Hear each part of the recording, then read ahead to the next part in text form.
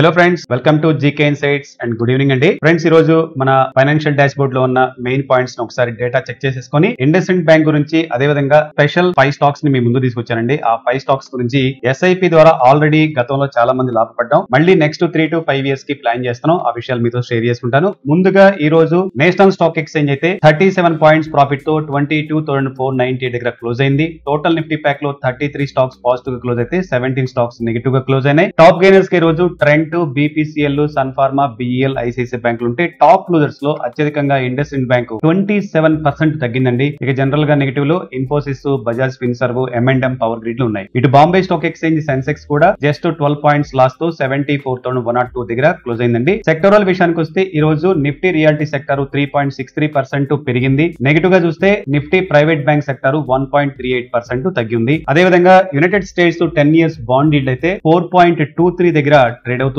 And Indian 10 years bond yield అయితే 6.8 దగ్గర ఉంది. అండ్ బ్రెంట్ ఆయిల్ ఫీచర్స్ అయితే $70 దగ్గర ట్రేడ్ అవుతుందండి. అండ్ గోల్డ్ ఇంటర్నేషనల్ మార్కెట్ లో పర్ ఔన్స్ కి 2,914 దగ్గర ట్రేడ్ అవుతుంది. యుఎస్ డాలర్ ఇండెక్స్ అయితే 103.42 దగ్గర ట్రేడ్ అవుతుంది. అండ్ యుఎస్ ఐఎన్ఆర్ అయితే 87 రూపీస్ 20 పైసా దగ్గర ట్రేడ్ అవుతుందండి. అండ్ ఇండియా విక్స్ అయితే 14.07 దగ్గర క్లోజ్ అయింది. ఇండస్ఇండ్ బ్యాంక్ అయితే ఒక పెద్ద న్యూస్ కౌంట్ అయిందండి. ఒక్క సెషన్ లోనే ఏకంగా 27% తగ్గింది. బ్యాంక్ మార్కెట్ క్యాపిటలైజేషన్ 14,000 crores కి తగ్గిపోయిందని చెప్పుకోవచ్చండి. 52 వీక్స్ అండ్ చూస్తే 58.4% స్టాక్ తగ్గడం చూసాం. దీనికి గల మెయిన్ రీజన్స్ చూస్తేనండి, బ్యాంక్ ఇంటర్నల్ ఆడిట్ లో ఫారెక్స్ డెరివేటివ్స్ అకౌంటింగ్ లో ఇష్యూస్ గుర్తించినట్లు, అది కూడా మేనేజ్మెంట్ కు డౌట్ వచ్చి ఎక్స్టర్నల్ ఏజెన్సీ ద్వారా కనుగొన్నట్టుగా స్టోరీ చెప్తున్నారండి. ఈ misclassification or incorrect valuations forex derivative trade వలన 1,500 నుండి 2,000 కోట్ల వరకు గ్లిచ్ ఉండొచ్చు అని చెప్తున్నారు. ఇది నెట్వర్త్ లో 2.35% కి సమానంగా ఉందండి. కరెంట్ CEO ఎవరైతే ఉన్నారో సుమంత్ కత్పాలియా పదవీ కాలాన్ని 3 years కాకుండా 1 year కి మాత్రమే ఎక్స్టెండ్ కి RBI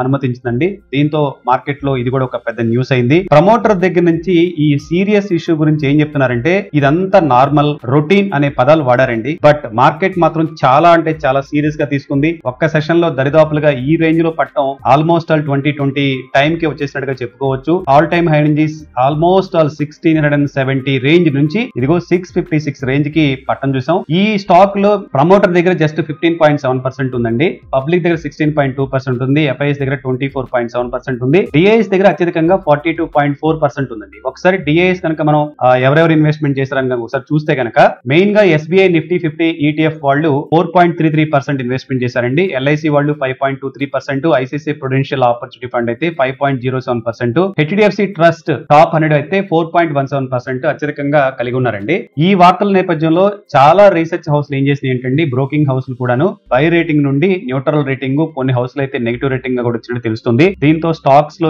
హెవీగా సెల్లింగ్ ప్రెజర్ అయితే కనపడింది. బట్ వన్ థింగ్, ఇది మీరు గమనించండి, చాలా స్టాక్స్ 3-4 ఏళ్ల నుంచి ఈ రకంగానే 50 to 60% పడిపోవటం, తర్వాత 1 to 2 years లో మళ్ళీ స్టాక్స్ అని పెరగడం జరుగుతున్నాయి కదా. హై రిస్క్ టేకర్స్ ఎవరైనా సరే, ఎక్స్పీరియన్స్డ్ అండ్ ఆల్రెడీ మార్కెట్ లో కొంచెం ప్రాఫిట్లు బుక్ చేసిన వాళ్ళు ఎవరైతే ఉంటారో హై రిస్క్ టేకర్స్, ఈ స్టాక్ మీద ఒక కన్నేయచ్చండి. బిలో 5% ఎలకేషన్ తో స్టాక్ వైజ్ గా రిస్క్ చేయొచ్చు చెప్పేసి మన జీకే టీం అభిప్రాయపడుతుందండి. బట్ సెల్ఫ్ గా 1-2 సార్లు ఆలోచించుకుని ముందుకెళ్ళండి. ఎందుకంటే ఆల్రెడీ ఇన్ సింగిల్ డే లో 27% పడిపోవటం అంటే చాలా పెద్ద విషయం కదా.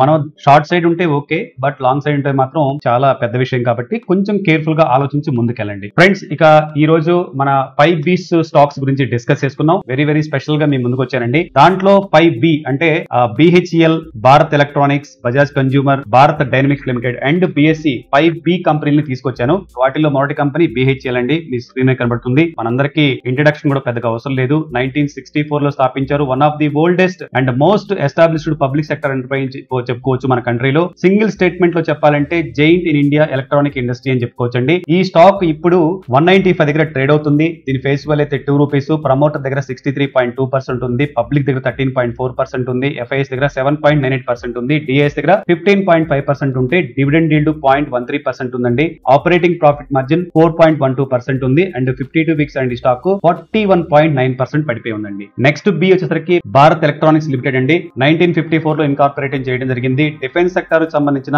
Electronic equipment and systems manufacturing and supply చేస్తారు. మరొక పబ్లిక్ సెక్టర్ సంబంధించింది. ఈ స్టాక్ ఇప్పుడు 277 లో ట్రేడ్ అవుతుందండి. ఫేస్ వాల్యూ అయితే 1 రూపీ. ప్రమోటర్ దగ్గర 51.1% ఉంది. పబ్లిక్ దగ్గర 10.6% ఉంది. FIS దగ్గర 17.3% ఉంది. DIS దగ్గర 20.9% ఉంది. డివిడెండ్ ఈల్డ్ అయితే 0.79% ఉంది. ఆపరేటింగ్ ఆపరేటింగ్ ప్రాఫిట్ మార్జిన్ 27.2% ఉంది. 52 వీక్స్ అండి స్టాక్ 18.6% కరెక్ట్ అయి ఉందండి. Next stock Bajaj consumer care అండి. బజాజ్ గ్రూప్ చెందింది. Personal care and cosmetics business లో ఎంగేజ్ అయి ఉంది. ఈ స్టాక్ ఇప్పుడు కరెంట్ మార్కెట్ లో 159 రూపీస్ దగ్గర ట్రేడ్ అవుతుంది. ప్రమోటర్ దగ్గర 41% ఉందండి. పబ్లిక్ దగ్గర 28.3%, ఎఫ్ఐఎస్ దగ్గర 10.5%, డిఐఎస్ దగ్గర 20.2% ఉంది. అండ్ డివిడెండ్ డీల్ అయితే 1.89%, ఆపరేటింగ్ ప్రాఫిట్ మార్జిన్ 13.6% ఉందండి. 52 వీక్స్ అండి స్టాక్ 45% కరెక్షన్ అయి ఉందండి. నెక్స్ట్ మన భారత్ డైనమిక్స్ లిమిటెడ్ అండి. మరో government of India enterprises guided missiles and alloyed defence equipment ను మ్యానుఫాక్చరింగ్ చేస్తూ ఉంటుంది. కరెంట్ మార్కెట్ లో 1118 దగ్గర ట్రేడ్ అవుతుందండి. ప్రమోటర్ దగ్గర 74.9% స్టేక్ ఉంది. అండ్ పబ్లిక్ దగ్గర 13.3% ఉంది. ఎఫ్ఐఎస్ దగ్గర 3.09% ఉంది. డిఐఎస్ దగ్గర 8.7% ఉంది. డివిడెండ్ డీల్ అయితే 0.47% ఉందండి. ఆపరేటింగ్ ప్రాఫిట్ మార్జిన్ 20.2% ఉంది. 52 వీక్స్ అండి స్టాక్ 37.7% తగ్గిపోయి ఉందండి. And in our 5Bs list లో ఫైనల్ స్టాక్ అండి బాంబే స్టాక్ ఎక్స్చేంజ్. ఇంట్రడక్షన్ అక్కర్లేని స్టాక్ అండి. ట్రేడింగ్ అకౌంట్ ఓపెన్ చేసిన వారందరికీ చాలా పరిచయంగా ఉంటుంది. ఈ స్టాక్ మార్కెట్ స్పేస్ లో ఉన్న అతిపెద్ద రెండు కంపెనీలలో ఎన్ఎస్సి అండ్ బిఎస్సి మనందరూ తెలిసింది కదా. ఈ స్పేస్ లో లిస్టెడ్ గా ఉంది బిఎస్సి మాత్రమేనండి. కరెంట్ మార్కెట్ లో ఇప్పుడు ఈ స్టాక్ 3810 దగ్గర ట్రేడ్ అవుతుందండి. ఫేస్ వాల్యూ 2 రూపీస్ అండి. ప్రమోటర్ దగ్గర 0 అండ్ పబ్లిక్ దగ్గర మాత్రం 50% ఉంది. ఎఫ్ఐఎస్ దగ్గర 16% ఉంది. డిఐఎస్ దగ్గర 12.1% ఉంది. డివిడెండ్ డీల్ అయితే 0.39% అండి. ఒకసారి రిటర్న్ ఆన్ క్యాపిటల్ ఎంప్లాయిడ్ కూడా చూద్దాము. ఆర్ఓసిఈ 20% ఉంది. రిటర్న్ ఆన్ ఈక్విటీ అయితే 15.2% ఉంది. బుక్ వాల్యూ 274 రూపీస్ ఉంది. ఇంట్రిన్సిక్ వాల్యూ 652 రూపీస్ ఉంది. ఆపరేటింగ్ ప్రాఫిట్ మార్జిన్ మాత్రం 43.7% ఉందండి. సేల్స్ గ్రోత్ అబ్జర్వ్ చేస్తే 119% ఉంది. 52 వీక్స్ అండి స్టాక్ 37.9% తగ్గి ఉందండి. ఫ్రెండ్స్ ఈ స్టాక్స్ ను ఈ 5 స్టాక్స్ ని ఎస్ఐపి మెథడ్ ద్వారా 3 to 5 ఇయర్స్ కి ప్లాన్ చేసుకోండి. ఆల్ టైమ్ హై నుండి ఆల్మోస్ట్ ఆల్ ఇప్పటికే 30 to 40% పడిపోయి ఉన్నాయి కదా. నెక్స్ట్ వచ్చే ఫాల్స్ లో కనుక ఆపర్చునిటీ 50 to 60% తగ్గినప్పుడు ఇంకొంచెం ఎక్కువ కొనుక్కోవచ్చు. బట్ ఇంకా తగ్గుతున్న వెయిట్ చేయకుండా ఎస్ఐపి గా కొంత మేరకు కొంత అట్టి పెట్టుకొని లాంగ్ టర్మ్ వేలో అండ్ మీడియం టర్మ్ వేలో దీన్ని ఇన్వెస్ట్మెంట్ చేయడానికి ఆలోచించుకోవచ్చు అని చెప్పేసి మన జీకే టీమ్ అభిప్రాయపడుతుంది. ఫ్రెండ్స్ ఇదంతా ఒక ఎడ్యుకేషన్ పర్పస్ కోసం మాత్రమే చేసింది. మరో ఇన్సైట్ఫుల్ ఇన్ఫర్మేషన్ తో టుమారో కలుద్దాం. Thanks for watching. Have a good day. Your GK.